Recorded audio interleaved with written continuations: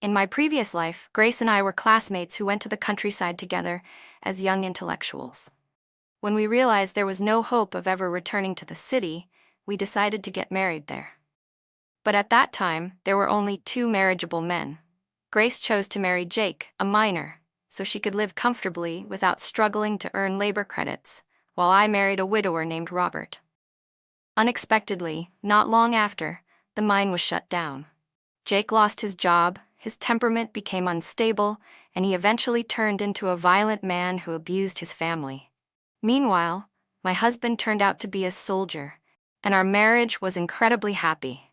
Out of jealousy, Grace invited me out and pushed me off a cliff. When I lived again, she chose the man who had been my husband in the previous life and told me that this time I had to let her enjoy the blessings. But she didn't know that everything I had was earned through sweat, pain, and hardship. "Lily, that man is a miner. He definitely has money. If you marry him, you won't have to work yourself to exhaustion earning labor credits," she said.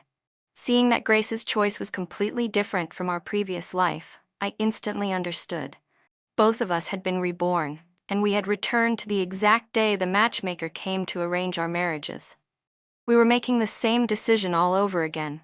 The pain from the fall that had shattered my body was gone. Grace was still trying her best to persuade me. "Lily, the matchmaker said the miner has liked you for a long time. If you marry him, your life will be much more comfortable." I blinked my big round eyes at her and asked, "But what about you? Do you really want to marry the widower? You're such a young woman." These words sounded like concern, but in truth, I was only trying to confirm whether she truly intended to make that choice in this life. She sighed. "What choice do I have? There are only those two men. We're women, don't we still have to rely on men? Lily, as long as you're happy, I'm happy." I sneered inside. She really knew how to act like she cared. If in our previous life she hadn't invited me out and pushed me off that cliff, maybe I would have believed her. The matchmaker grew impatient. "So, have you two decided?" Grace answered immediately, "We have. Lily will marry the miner, and I'll take the other man." Her eyes could not hide her smugness. I lowered my gaze, thinking to myself, she really believes marrying that man will bring her happiness? His situation is nowhere near as simple as the matchmaker claims. In our previous life, Grace and I were both best friends and classmates. After graduating high school, we went to the countryside with others to work. Over time, we gradually realized that the hope of returning to the city was extremely slim. That was when people began arranging marriages for us, one widower and one unmarried miner. In our previous life, Grace chose the miner first, leaving the widower to me. But her comfortable life didn't last long. Soon, the mine shut down, and Jake completely collapsed. He was drunk every day, and whenever he was drunk, he would beat her mercilessly, making her life worse than death. The man I married, however, turned out to be a soldier who always loved and protected me. When we were old, there was a time when Grace came to the city and happened to meet me.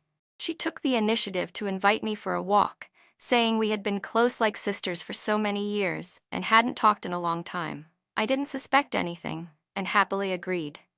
But when we arrived at the cliff, she suddenly shoved me hard, her eyes filled with malice. "Why do you get to live so happily while I have to suffer day after day? I can't accept it." But because of the momentum, she also lost her balance and fell with me. The two of us died together at the bottom of that cliff. But in this life, as I watched her make a different choice from before, I let out a cold laugh in my heart. All the suffering I'd endured in my past life, let's see whether she can withstand it this time. That day, Grace and I were both married off. The miner's family brought a lot of pork as gifts, and the bride price was extremely generous. I wore a brand new red wedding dress as I waited for him to come pick me up. Meanwhile, Grace's side was extremely simple, with almost no proper bride price. She wore a faded set of clothes, and on her chest was only a single red flower to mark her as a bride. Her eyes kept drifting toward my wedding gifts, and jealousy twisted her expression so much that she unconsciously dug her fingernails into her palms. Before we came to the countryside, Grace had been the one who loved dressing up the most. She always chased the newest fashion trends. But now, she had nothing. Her husband's family lived far from here, so it would take them a while to come pick her up. Jake arrived first and took me away. Before leaving, I stopped by her room. She looked at me and said, "Lily, I don't believe in fate. I've always believed that in this life I'm destined to be wealthy and live in comfort." I smiled at her. "Grace, having ambition is good. Even the party teaches us that we must use our own hands to create wealth." But she suddenly let out a mocking laugh. "Lily, you're still so naive." I ignored her and turned to follow Jake out. He had prepared carefully for the wedding. Along the way, many villagers gathered to watch the excitement. Even when I stepped into his house, everything still felt like a dream. But I had truly been reborn. This time, I no longer had to wake up before dawn and work non-stop until midnight like in my past life. I finally got a good night's sleep. The next morning when I woke up, the smell of food was already spreading through the house. I went to the kitchen and saw Jake busy cooking. When he saw me, his eyes lit up. "You're awake? Go wash your face and come eat breakfast." I felt a little embarrassed. After all, back then, the mindset was still very traditional. People believed women should stay home, give birth, take care of the family, wash clothes, cook meals, and that as long as their husbands didn't cheat, they were considered good men. In my past life, my mother-in-law drilled those ideas into me constantly. Even the neighbors said that marrying a soldier was the greatest blessing a woman could have. It wasn't until later, when I moved to the city, and the winds of reform swept through society, that I saw women stepping into the world to build careers while men stayed home to do housework. Only then did my understanding begin to change. But at the dining table, as the man of the house, Jake actually looked a bit embarrassed. He kept picking food and placing it in my bowl, saying, "If you want to come help me at the mine, you can. If you don't want to, just tell me. I can help you find another job." Seeing how honest and simple he was, I couldn't resist teasing him. "Then what if I just want to stay home and sleep?" He froze, clearly not expecting me to say something like that. I thought he'd give some serious reply like, "You can't stay home forever." But he simply gave me a gentle smile. "A wife is someone to cherish. Whatever you want to do is fine. It's just, the matchmaker said you were very hardworking. I was worried you might get bored staying home all the time, so I burst out laughing and cut him off. "I'm not staying home. I'll find something to do myself." He smiled too, his eyes curving like a crescent moon. After breakfast, Jake took my hand and led me into the room. Several large trunks were stacked on top of one another. Jake opened the one at the bottom and took out a red cloth bundle. Layer after layer, he unwrapped it, revealing thousands of the banknotes inside. The denominations weren't large, but they were arranged neatly and carefully. I froze on the spot. I never expected Jake to have so much money, and Grace had willingly given up such a wealthy man to me. Jake handed the entire sum to me, scratching his head in embarrassment as he said, "I was supposed to give this to you last night, but giving it today isn't too late. This is all the money I've saved. I'm giving it all to you to manage." Even though I had lived 2 lifetimes, I was still deeply moved at that moment. This was the trust he placed in me, something I had never once received in my past life. In Robert's household, I had been treated with suspicion my entire life. His whole family were ungrateful wolves who never appreciated anything. I accepted the money and told him seriously, "Don't worry, I'll manage it carefully. I won't waste a single cent." Before I even finished speaking, Jake burst into laughter, cutting me off. "What do you think men earn money for? Isn't it for their wives to spend? I saved all this because I didn't have a wife before. Now that you're married to me, just spend freely. I work in a mine. What would I even spend money on that you need to worry about?" Hearing his words, I made a silent vow to myself. In this life, I would never let him fall into ruin with no way out. After a day of living together, I realized Jake was honest and hardworking. He didn't seem like the kind of man who would ever raise a hand against his wife. Suddenly, I remembered the scene from my past life when Grace came to brag to me. She wore a beautiful floral dress, her hair tied into 2 bouncing braids, cheerfully telling me, "Lily, my life is amazing now. I eat well, dress well, and don't have to do anything every day. Every week I go into the city with Jake to buy clothes, but Jake is way too wasteful. When he treats his friends to meals, ordering lunch boxes would be enough, right? Yet he insists on bringing everyone to restaurants, so expensive. Not long after that, she came crying to me, complaining miserably. She said Jake's friends saw how difficult their situation was, but none of them were willing to help him find a new job.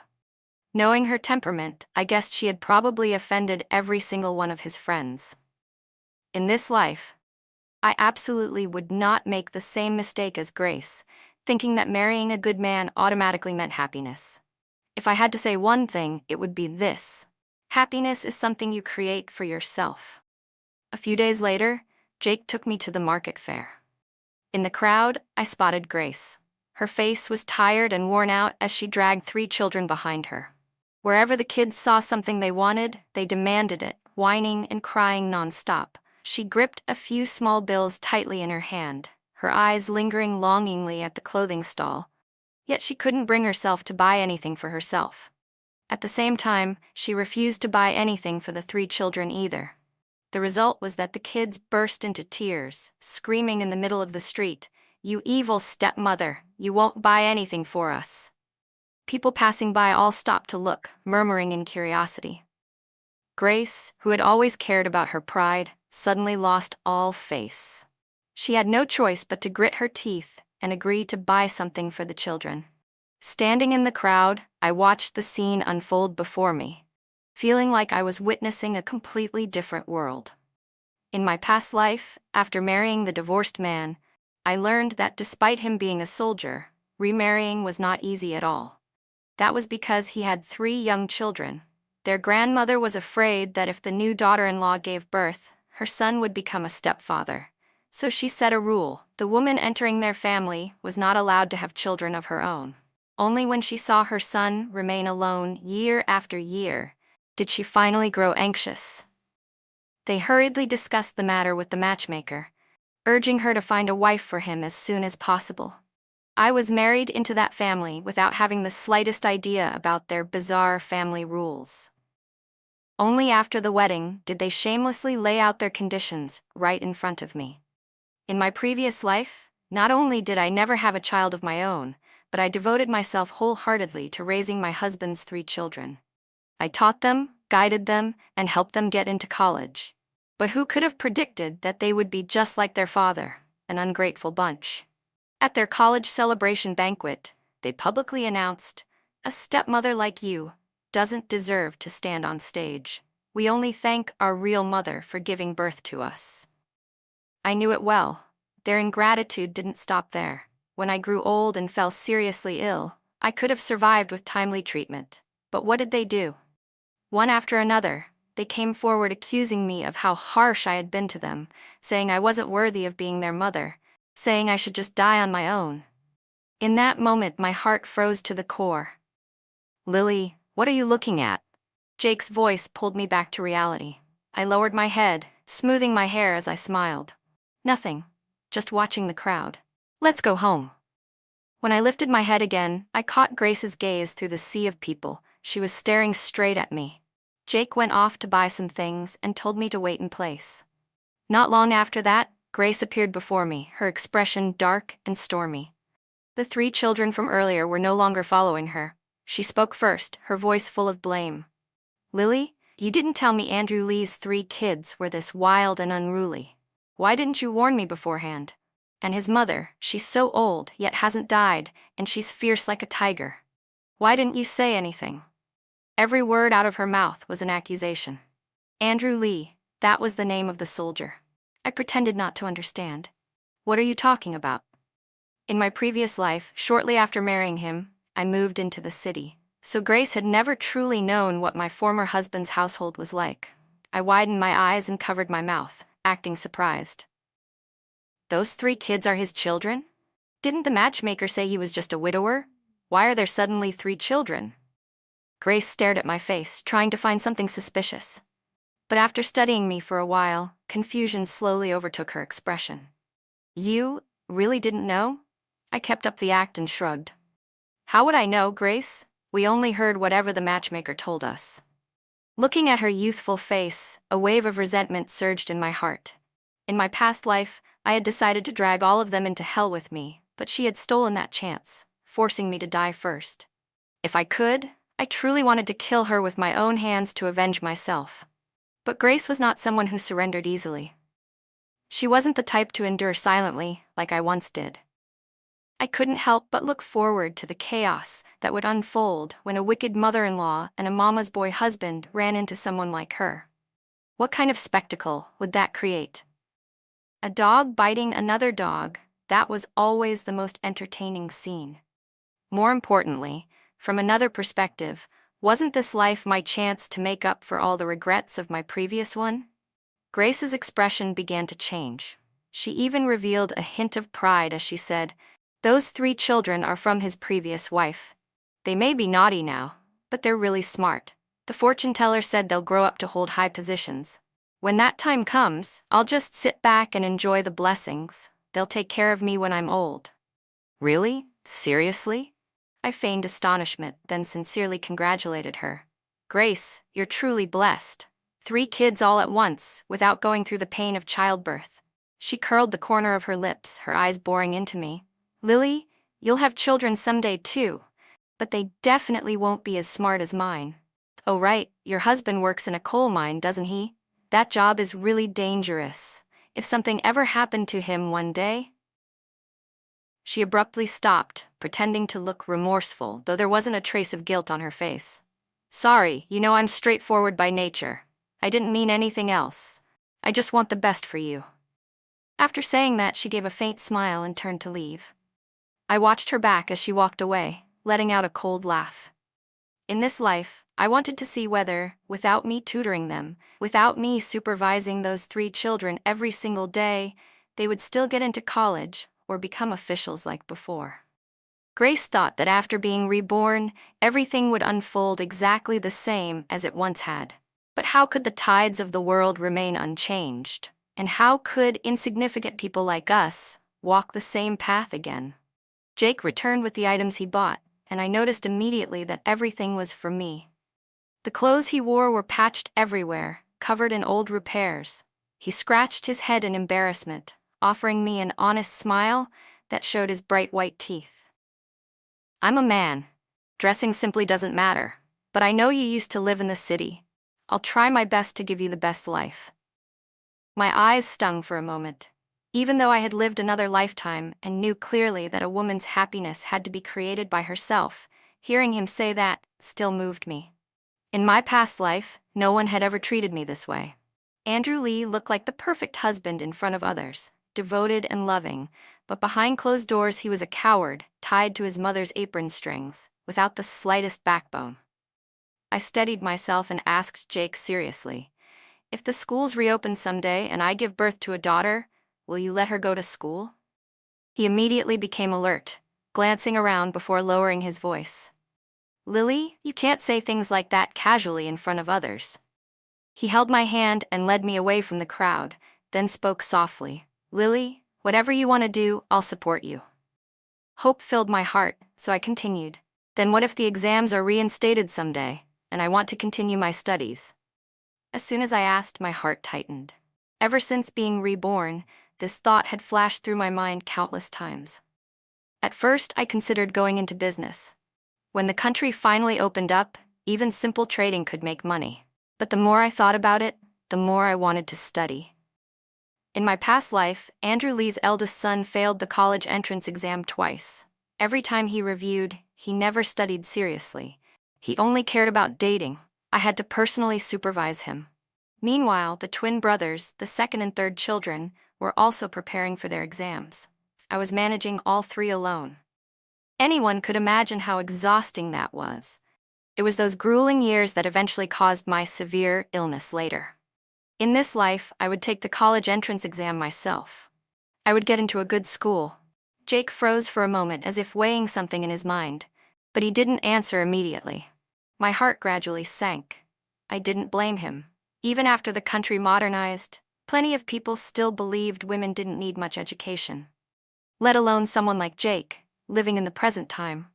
I tried to keep my tone light, not wanting him to sense my disappointment. "Let's go home." In my mind, I had already begun planning. If he truly refused to let me study, then maybe I would have no choice but to consider divorce so I could pursue my own freedom. But just as I was about to turn away, he suddenly grabbed my hand, his expression incredibly serious. I agree. I'll let you study. I know you finished high school, even though it's uncertain whether the exams will be reinstated. But I'll support you, he said. I froze, feeling something inside me being touched, a small spark of hope lighting up. Then a strange question crossed my mind.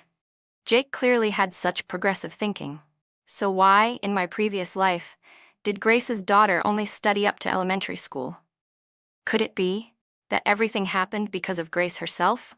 Whatever the truth was, I wouldn't rush to trust anyone. Time would give me the answer. After all, the scars on Grace's arms in my past life weren't fake. Because I deliberately investigated, I quickly grasped the situation inside Grace's household. Her mother-in-law had set countless unreasonable rules, and on top of that, the 3 stepchildren shunned her. Her life was nothing short of hell.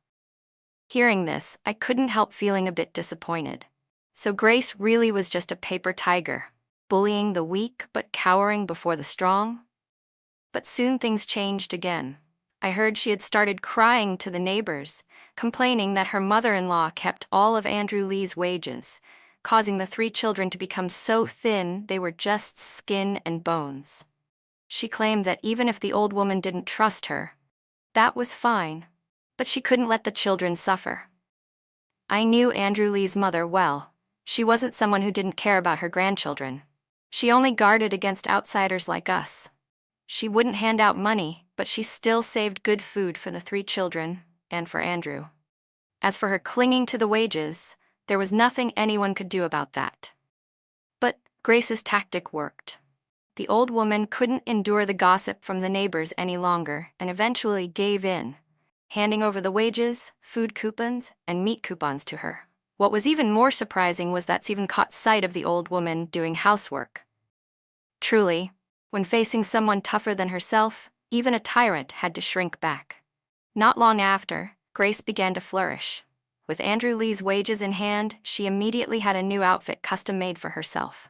As for the 3 children, she didn't care about them at all.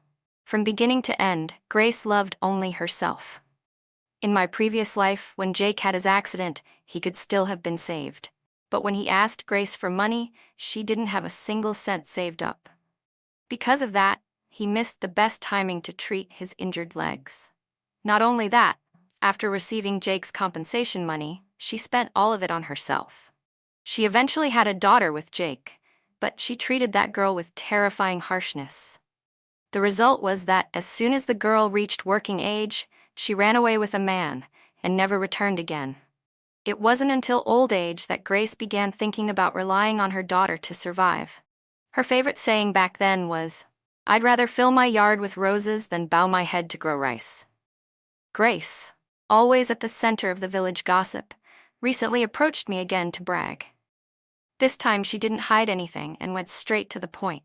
"Lily, I had a dream. In it, you and I switched lives." She went on and on describing her past life, but her story conveniently stopped at the part where Andrew Lee's 3 stepchildren graduated from college and became officials. She didn't mention at all how she pushed me off a cliff. "Lily, the dream felt so real that I decided to choose Andrew Lee. You're not mad at me, right?" I lifted my eyes from my book and smiled. "It was just a dream, Grace. You've always been the type to dream big anyway. In your dream, it sounds like I lived a good life. But as you said, it was only a dream." Grace's lips curled into a mocking smirk. "But now so many details are matching up perfectly.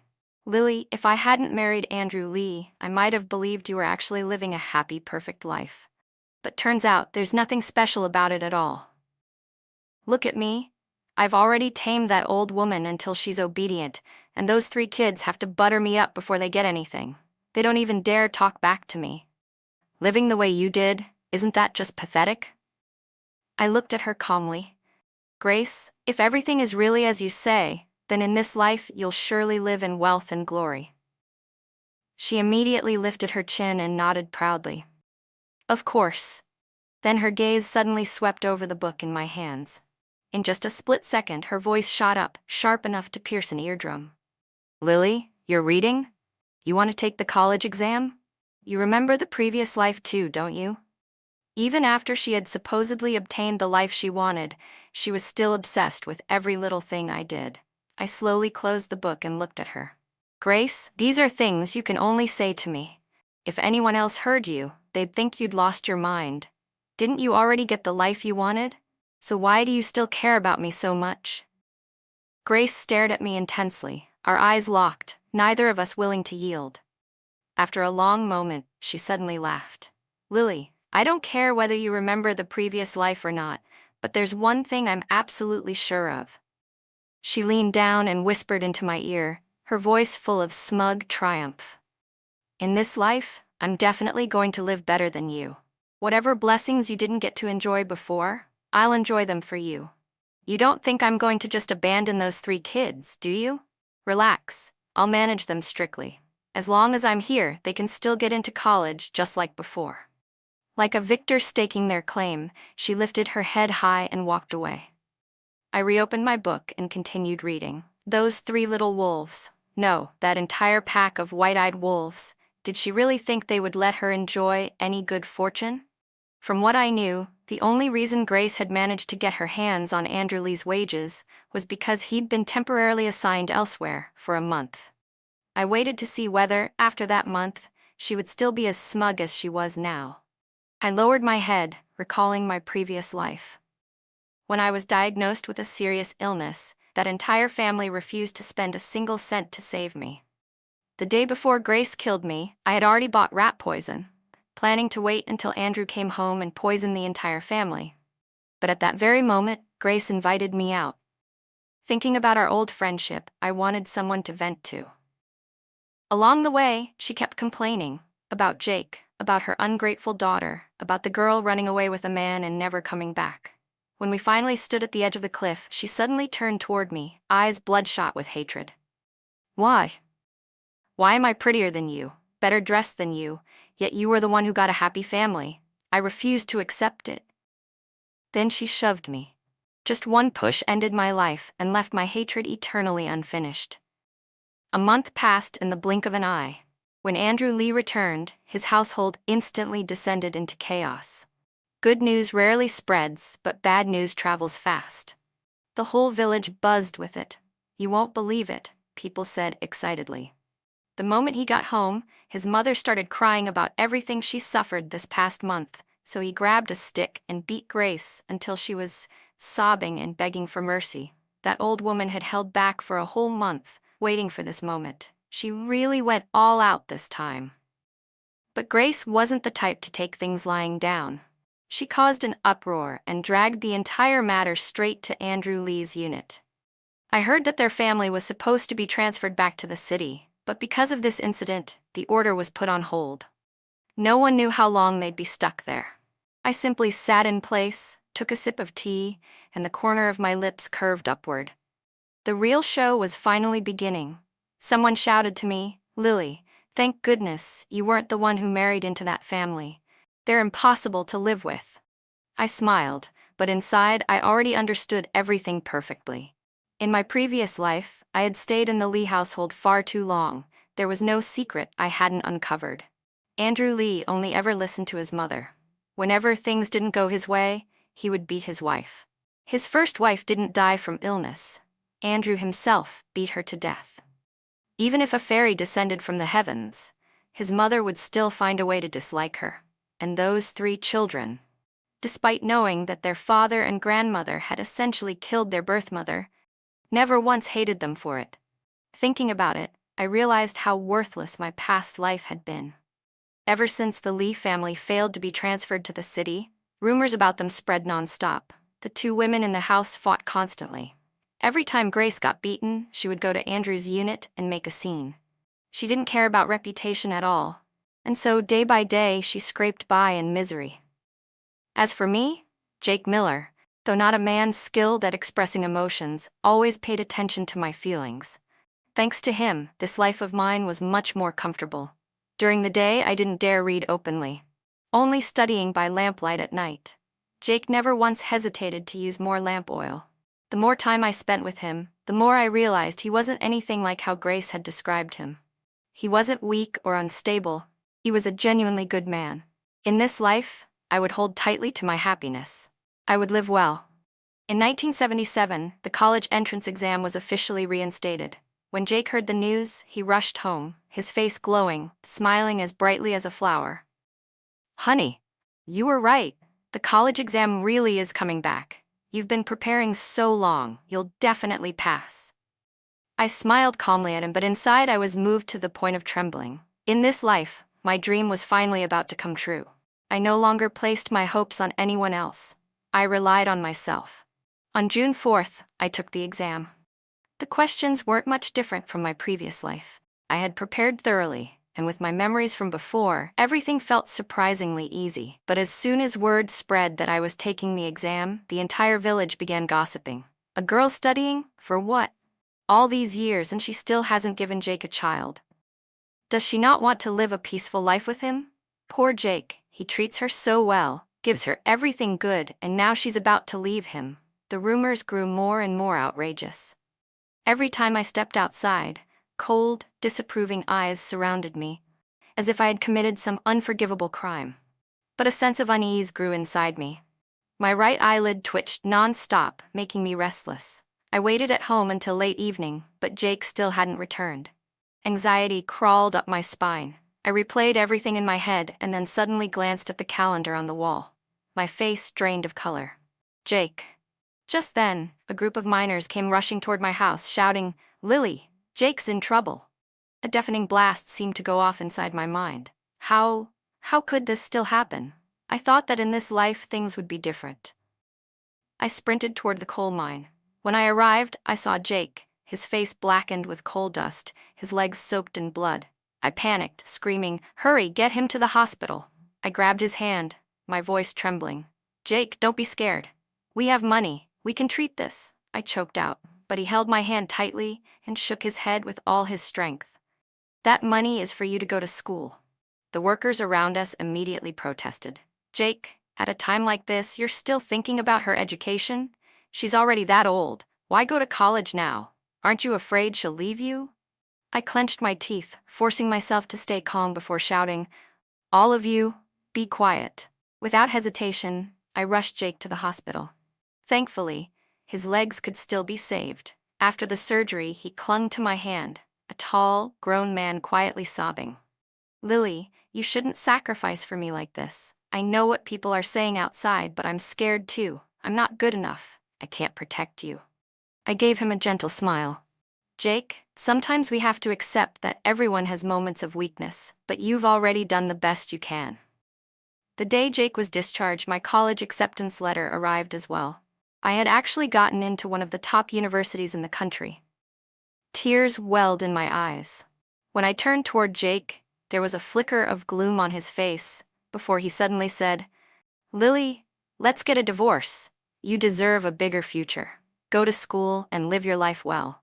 His words made tears spill down my cheeks immediately. Jake panicked and tried to wipe them with his hand from his wheelchair, but he couldn't reach me. I looked straight into his eyes, my voice hoarse with emotion. "Jake, have I ever said I looked down on you?" He shook his head. "Then don't you ever say something like that again.